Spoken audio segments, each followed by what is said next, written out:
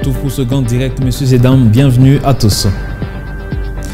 Au sujet du dossier du refus par la CENI de répondre favorablement aux pertinentes préoccupations soulevées par la société civile et l'opposition, en l'occurrence l'audit du fichier électoral et du cadre des concertations avec les parties prenantes, la SENCO se dit être toujours inquiète.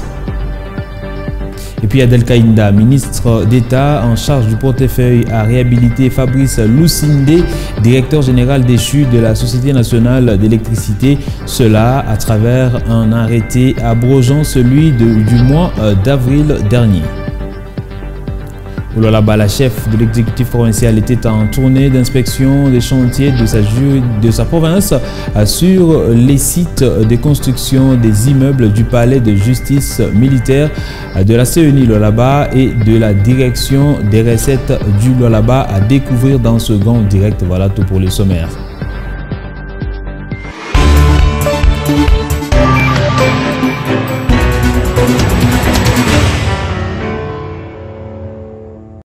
Encore une fois, bienvenue à tous. Dans son communiqué final sanctionnant les travaux de l'Assemblée plénière ordinaire de la SENCO, à cette structure de l'Église catholique dit s'inquiéter du refus par la CENI de répondre favorablement aux pertinentes préoccupations soulevées notamment par la société civile et l'opposition au sujet de l'audit du fichier électoral et du cahier et du cadre des concertations avec les parties prenantes. Pour ces évêques, cette attitude de la CENI prouve que le processus électoral est mal engagé et suivi.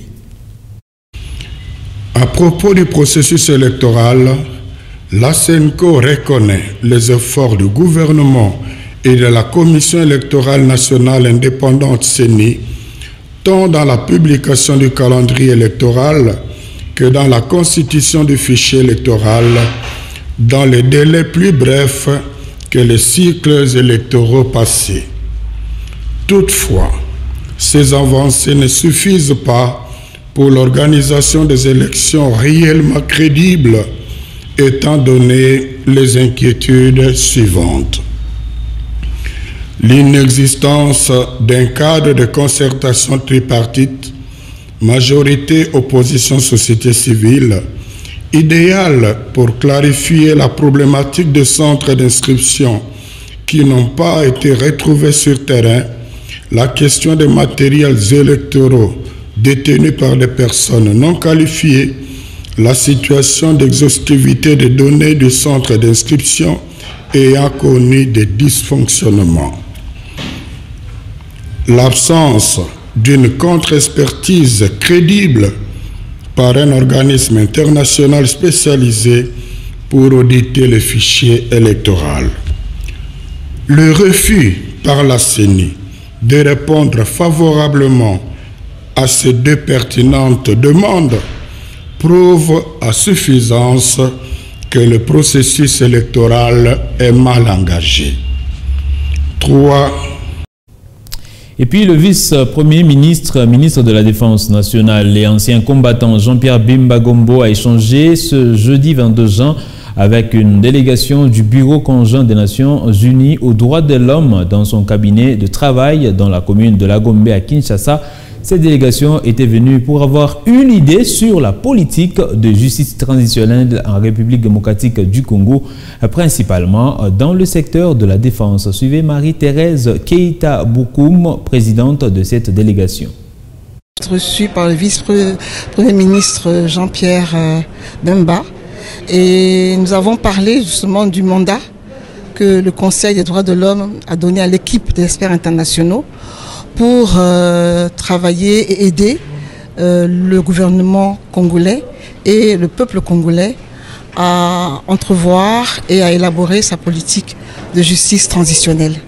Nous avons parlé du rôle que son département joue, le rôle très important que son département joue dans cette stratégie qui est mise en place et qui a pour but de lutter contre l'impunité, mais aussi de prévoir les réparations pour les victimes et surtout d'évoquer les garanties de non-répétition des crises. Donc nous avons parlé de tous les efforts, il m'a informé et de tous les efforts qui sont faits par son département justement pour remplir ce rôle dans le cadre de la justice transitionnelle. Les réformes au niveau de son département, les espoirs, le travail qu'il fait sur le terrain et aussi particulièrement la lutte qu'il mène contre l'impunité. Et je pense avoir eu de bonnes informations. Et vous savez que le mandat que le Conseil nous a donné est un mandat qui entrevoit plusieurs visites dans le pays, un dialogue interactif qui a déjà eu lieu au mois de mars, mais surtout la rédaction d'un rapport qui sera soumis au mois de septembre, justement pour indiquer les progrès que le pays fait dans le domaine de la justice transitionnelle et aussi les recommandations qui peuvent être faites pour aider le pays à mener. On va parler justice dans ce journal. Le sénateur Augustin Matata Pogno a saisi ce jeudi 22 juin 2023 la Cour constitutionnelle contre le procureur général près cette juridiction Jean-Paul Mouloko ainsi que les magistrats de son office pour absence d'impartialité. À travers cet acte, le sénateur Matata dit retirer sa confiance au PSG et près la haute cour, à l'instar du président du Sénat Modeste Bahati Lukwebo. Il estime que Jean-Paul Mouloko ne peut plus statuer sur les faits pour lesquels il est poursuivi par la justice. Suivez Matata Pogno dans cet extrait.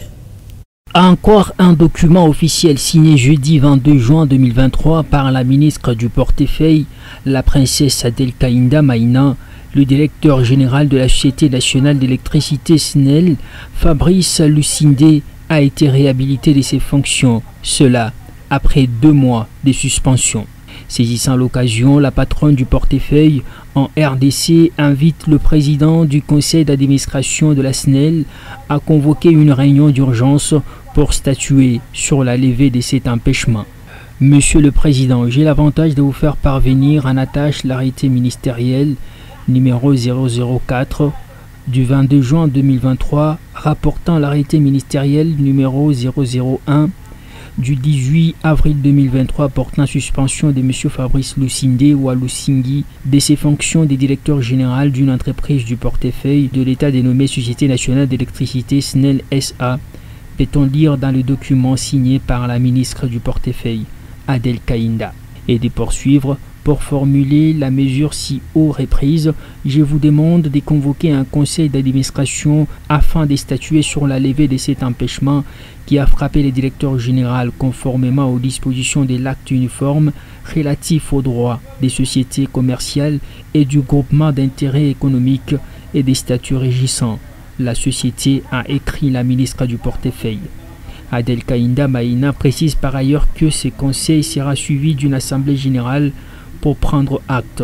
Rappelons que le directeur général Fabrice Lucindé avait été suspendu par la ministre suite à une recommandation de l'Assemblée nationale. Que vous venez de suivre, c'est un rapport avec la levée de la suspension du DG de la Société nationale d'électricité. Un arrêté a été signé par la ministre du portefeuille. Et puis, reçu sur les plateaux de TV5 Monde ce jeudi soir, Isidore Kwanja a tenu à rassurer toutes les nations francophones de la tenue des 9e Jeux de la francophonie le 28 juillet 2023 dans son pays, la République démocratique du Congo. Le directeur du comité national des 9e Jeux de la francophonie a répondu à plusieurs questions, notamment celles liées aux doutes sur la tenue de cet événement et celle du transport qui généralement pose problème dans la capitale Kinshasa. Suivez Isidore Kwanja, directeur du comité national des 9e Jeux de la francophonie, dans cet extrait choisi par Louise Fatouchak. Une centaine de bus nouvellement achetés pour les athlètes, mais le gouvernement a décidé de dédier une voie du village aux RDG. Donc pendant les Jeux, il y aura une voie dédiée qui va fluidifier les transports entre le village et les RDG. Et donc nous allons, pendant cette période-là, notamment en ce qui concerne les athlètes, régler la question de la circulation dans la ville de Kinshasa. Les Jeux de la francophonie sont organisés chaque 4 ans. Donc c'est une fête pour la jeunesse francophone. Et Pour la République démocratique du Congo, on a choisi 9 disciplines sportives. C'est notamment le football, le basketball, le tennis de table, la lutte africaine, la lutte libre, le judo, l'athlétisme, le cyclisme, les handisports. Donc ce sont ces activités-là qui auront lieu pendant 10 jours. Avec 11 activités culturelles également. Nous sommes à 3648 athlètes qui sont déjà inscrits et qui ont hâte à arriver à Kinshasa à faire des compétitions sportives ou des concours culturels dépendamment. Et c'est parti avec les travaux de lutte anti-érosive sur toute l'étendue de la ville de Kananga, chef-lieu du Kasaï central. Ces travaux qui s'inscrivent dans le cadre du plan de résilience urbaine de Kananga sont financés à hauteur de 100 millions de dollars américains. Le président de la République, Félix Antoine Tshisekedi, s'est rendu personnellement ce vendredi à Kananga pour le lancement de ce projet. Sur place, à Kananga, toutes les couches de la population se sont réunies le long des grandes artères de la ville pour accueillir chaleureusement le chef de l'État congolais. Soleil Ntumba Moufika nous fait revivre l'ambiance de l'avant-arrivée du chef de l'État. Nous sommes à quelques heures de l'arrivée du chef de l'État, Félix Antoine Tshisekedi Tshilombo, à Kananga, chef de la province du Kasaï central. Vous avez constaté avec moi que toutes les principales artères de la ville de Kananga sont colorées en drapeau des partis politiques, fondations, ainsi que clubs d'amis, des acteurs politiques au centre kassaïen. Vous avez vu que le boulevard Lumumba, le plus grand boulevard de la ville de Kananga, est inondé par une marée humaine qui est venue donc accueillir chaleureusement le président de la République, Félix Antoine Tshilombo. Il doit arriver tout à l'heure ici à Kananga, justement pour lancer le vaste projet de lutte anti-érosive. Il s'agit donc du projet qui est financé par la Banque mondiale à hauteur de 100 millions de dollars américains qui vise à éradiquer, soit à lutter contre toutes les érosions qui pullulent comme des champignons sur la ville de Kananga. Vous allez vous rappeler que les populations, les habitants de cette ville ont perdu plusieurs parcelles à cause de cette catastrophe naturelle donc, qui est en train d'engloutir la ville de Kananga. Avec cet espoir, le président de la République, Félix Antoine Tshisekedi Tshilombo, qui est annoncé tout à l'heure là et qui va lancer les travaux au niveau de la gare SNCC sur une tête d'érosion qui risquait de couper le chemin de fer en deux parties, mais qui a été vite stoppé par l'OVD grâce au financement de la République démocratique du Congo. Et là, vous allez comprendre que tout à l'heure, la population, la ville mouvementaire pour attendre le président de la République qui va arriver tout à l'heure ici à Kananga. Depuis la ville de Kananga, chef de la province du Kasaï central, Soleil Ntumba Moufika pour Mikuba Télévision. Venons dans la province du Lualaba, l'honorable président de séance Mwimbi Mwanza Piro a fait part aux élus provinciaux de la réception des projets dédiés portant à reddition des comptes de la province du Lualaba. C'était au cours de la séance plénière de ce vendredi 23 juin 2023. Par ailleurs, une motion préjuridictionnelle a été soulevée lors de cette même séance plénière par l'honorable Donna Chimboge, reportage de la cellule de communication de l'Assemblée provinciale du Lualaba. Conformément aux observations faites par la Cour de compte sur le budget de la province du Lualaba, le gouvernement provincial a déposé le projet d'édit portant reddition des comptes de la province à l'Assemblée provinciale. L'honorable président des séances, Mwimbi Mwanza Piro, en a fait part aux élus provinciaux avant de remettre les documents au président de la Commission économique et financière, l'honorable Edmond Bazambang. Aujourd'hui, l'exécutif provincial nous a déposé au bureau de l'Assemblée provinciale de projet d'édit portant à reddition des comptes des exercices évoqués que nous avons l'obligation de les mettre à la commission ECOFIN pour analyse tout en attendant les rapports qui nous sera fournis ultérieurement. Au cours de cette même séance plénière, une motion préjudicielle a été soulevée par l'honorable Donna Chimboge. La première question concerne les ponts rouges. J'ai demandé aux spécialistes, ils m'ont dit c'est tout au plus un pont de 15 ou 16 mètres qu'il faut. Mais est-ce que la province du Lualaba est incapable, près de 4 mois après, de construire ou d'acheter Un petit pont de 15 mètres. Le président des séances, l'honorable Mouimbi Mwanza Pirou, a éclairé l'assistance quant à la motion. La réunion tripartite, gouvernement, assemblée et pouvoir judiciaire. Est-ce que vous êtes d'accord? Ok. Donc nous les faisons pour bientôt, nous allons écrire au gouvernement. Réagissant à chaud, l'honorable Donatchimbouj a aussi évoqué la problématique liée à 3 villages du territoire de Kapanga dont les habitants se sont fait enrouler dans la province de Lomami. À ce sujet, il a été convenu de convoquer le ministre provincial de l'Intérieur pour en être éclairé. Les élus provinciaux ont également adopté 10 procès-verbaux de la session passée ainsi que de la session en cours.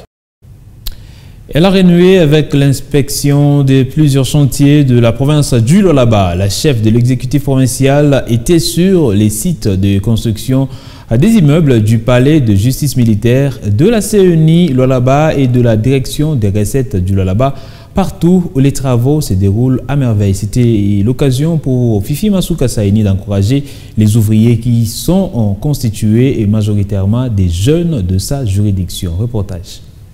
Soucieuse de s'y rendre compte de l'évolution des travaux de construction de plusieurs chantiers au Lualaba, la chef de l'exécutif provincial était sur les sites où s'exécutent les travaux de construction du palais de justice militaire, de la commission électorale nationale indépendante CENI Lualaba, dans la commune de Manika et la direction des recettes du Lualaba. Sur les sites du palais de justice militaire, les travaux se déroulent normalement au quartier Golf Eastem sur une superficie de 80 mètres sur 100 et l'entreprise s'active davantage afin de respecter les délais et remettre cet ouvrage à la province. Les bâtiments administratifs sont en train de pousser.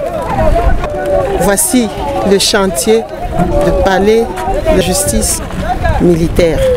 Ces bâtiments à 2 niveaux sortent progressivement des terres. Il abritera une salle d'audience et des bureaux administratifs des services militaires. Un autre bâtiment en évolution, toujours dans cet espace, comporte plusieurs amigos et des installations sanitaires répondant aux normes hygiéniques. Les soucis de Fifi Masuka Saini est non seulement d'améliorer les conditions de travail des agents et cadres de l'administration judiciaire, les conditions carcérales des personnes en conflit avec la justice de sa juridiction, mais également matérialiser la vision du président Tshisekedi qui veut à tout prix faire de la RDC un véritable état des droits. La gouverneure de province et Célestin Machata Kaembe, son ministre des infrastructures, se sont également rendus sur un autre chantier qui se matérialise davantage au centre-ville commercial d'Écologie, avenue Baoba au quartier Biachara. Il s'agit du bâtiment administratif de la commission électorale nationale indépendante CENI qui, dans un futur proche, évoluera dans ses propres locaux après 3 cycles électoraux en RDC. Après avoir coulé les bétons, les ouvriers vont passer aux travaux de finissage, à en croire les superviseurs de ces chantiers. Ces bâtiments a été sera dotés d'une salle de réunion, une salle de formation, 7 bureaux de permanents, un secrétariat et un bureau du secrétaire exécutif provincial. Par moment, quand nous passons dans nos chantiers, on se demande est-ce que c'est nous, mais c'est la réalité. Ça, ce sont des chantiers de la province du Lualaba, les chantiers du chef de l'État. Nous sommes en train de valoriser les administrations de la province pour les élections crédibles. Nous pensons qu'il faut que ceux qui travaillent à la CENI travaillent dans de bonnes conditions. La gouverneure Masuka a aussi visité les chantiers du bâtiment à 4 niveaux qui vont abriter tous les services de la direction des recettes du Lualaba d'Erlou. Ces travaux ont été initiés dans le cadre de l'amélioration des conditions de travail des agents des services provinciaux dans la maximisation des recettes. Partout, la gouverneure Masuka a constaté avec satisfaction l'évolution des travaux. Elle a encouragé les ouvriers ainsi que les responsables des entreprises à pied d'œuvre. Je tiens d'abord à dire merci à mes enfants, les enfants de Lualaba, ces ingénieurs que vous voyez, les grands de tous les enfants. Regardez ce qu'ils ont fait. Ils sont en train d'embellir la ville de Kolwezi, la province du Lualaba, selon les instructions du chef de l'État. Ce sont les bâtisseurs, ce sont ces enfants qui sont en train de changer l'image de notre province, qui sont en train de montrer que la province du Lualaba est en train de se développer. Comme encore, nous disons merci au chef de l'État. Si vous êtes dans un bureau confortable, vous allez faire un bon travail. Ces réalisations sont une preuve irréfutable que la chef de l'exécutif provincial tient à l'amélioration des conditions sociales et professionnelles des services étatiques de sa juridiction. Autre chose, la ville de Kolwezi connaît un déficit en énergie électrique. Pourtant, l'électricité est un élément clé du développement. Dans l'optique de pallier cette difficulté, le gouvernement provincial avait amorcé la construction d'une sous-station dont les travaux ont déjà pris fin à ce jour. À quand l'inauguration? La réponse avec Maître Pichundaï, ministre provincial de l'énergie, dans ce récit. Différentes raisons expliquent le déficit en courant électrique à Kolwezi actuellement. Ces problèmes seront résolus à travers la sous-station située le long du pont de l'alternance. Kabila Tshisekedi soutient les ministres provinciaux de l'énergie, Maître Pichundaï. C'est depuis la nuit des temps, dans les années 50, qu'il n'y a qu'une seule sous-station qui dessert la ville de Kolwezi. La sous-station est saturée.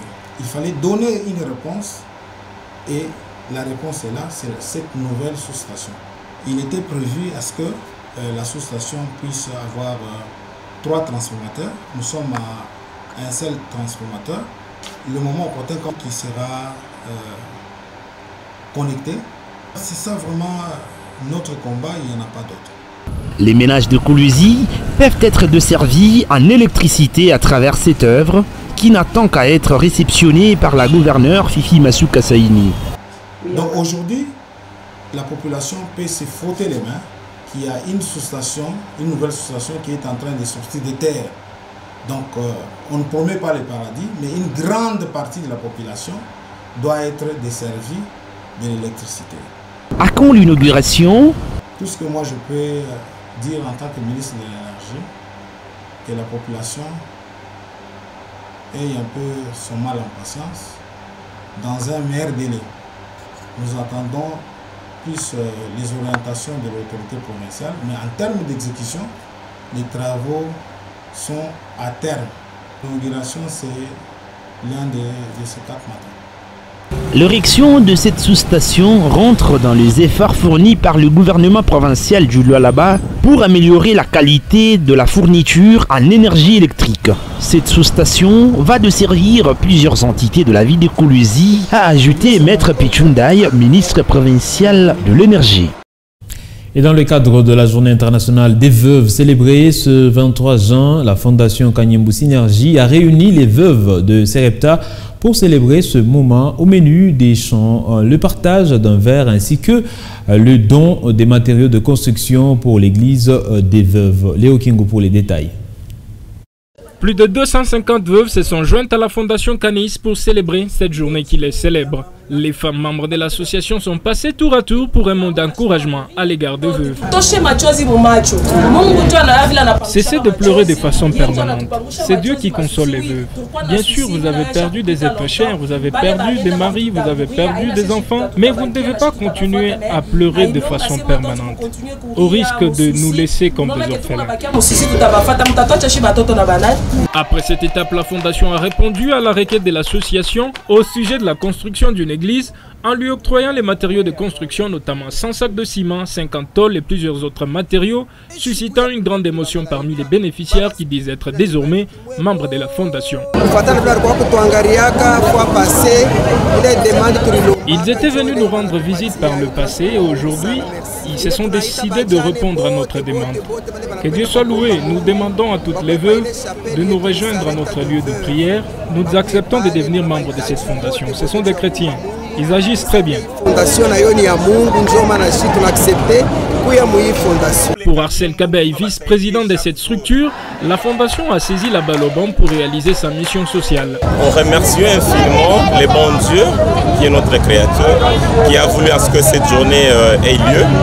Et deuxièmement, nous ne cesserons pas d'insister à remercier les couplets Kanyembu à travers la fondation qui s'est associée avec les veuves de la province du Lualaba. On a réuni au total 250 veuves et surtout nous avions répondu à l'état des besoins de la communauté les mamans pleureuses. Aujourd'hui, elles ont jubilé au nom des mamans joyeuses. Cette cérémonie a pris fin en beauté, les veuves partageant un repas et dansant pour cet acte de reconnaissance. On va parler d'éducation dans ce journal. Le complexe scolaire Les Moissonneurs du quartier latin de Kolwezi a clôturé l'année scolaire 2022-2023 à 10 élèves de la maternelle ce vendredi 23 juin 2023. Les écoliers ont fait étalage des connaissances acquises durant cette période d'au moins 10 mois à travers les récitations, sketchs et danses. Les détails dans ce reportage. Tout a commencé par la prière entonnée par le pasteur Nicolas Ngoï, promoteur du complexe scolaire Les Moissonneurs. Ensuite, l'hymne national. Les bambins de la maternelle ont démontré leur savoir-faire à travers les récitations, chants et danses.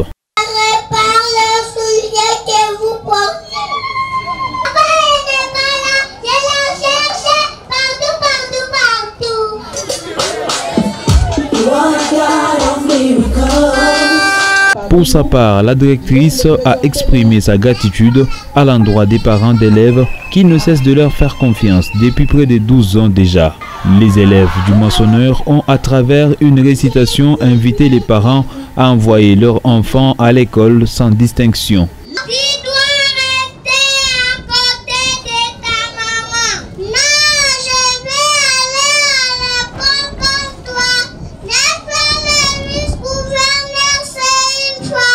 Pour sa part, le promoteur a remercié les enseignants pour le sacrifice consenti durant l'année aux parents. Pour le sens élevé de la responsabilité, le pasteur Nicolas a par ailleurs promis d'améliorer les conditions de travail dès la rentrée scolaire prochaine. Nous allons faire quelques améliorations, notamment ce qui concerne les blocs sanitaires, la peinture et autres travaux pour le bien-être de nos enfants. Il ne reste plus qu'à vous dire merci parce que vous nous avez donné les enfants. Sans vos enfants, l'école ne va pas exister. La cérémonie a été sanctionnée par la remise de cadeaux aux élèves pour leur encouragement. Le complexe scolaire Les Moissonneurs vise l'excellence dans la formation. Il est situé au quartier latin Kissou, sur l'avenue Chemin Public. Et dans le cadre de ses engagements vers les communautés locales, Sikomines a construit une école au village Yengue. Les travaux évoluent bien et l'école pourra être prête dès la rentrée prochaine. Ibrahim Machaka pour les reportages. Lancés il y a quelques mois, les travaux de construction de l'école primaire de Yengue se poursuivent normalement. Ces bâtiments, qui domineront désormais le paysage du village, serviront à la formation de l'élite dans ce coin du Lualaba. Les travaux de construction sont quasiment achevés, l'heure est à la touche de finissage, nous dit l'ingénieur chef de chantier.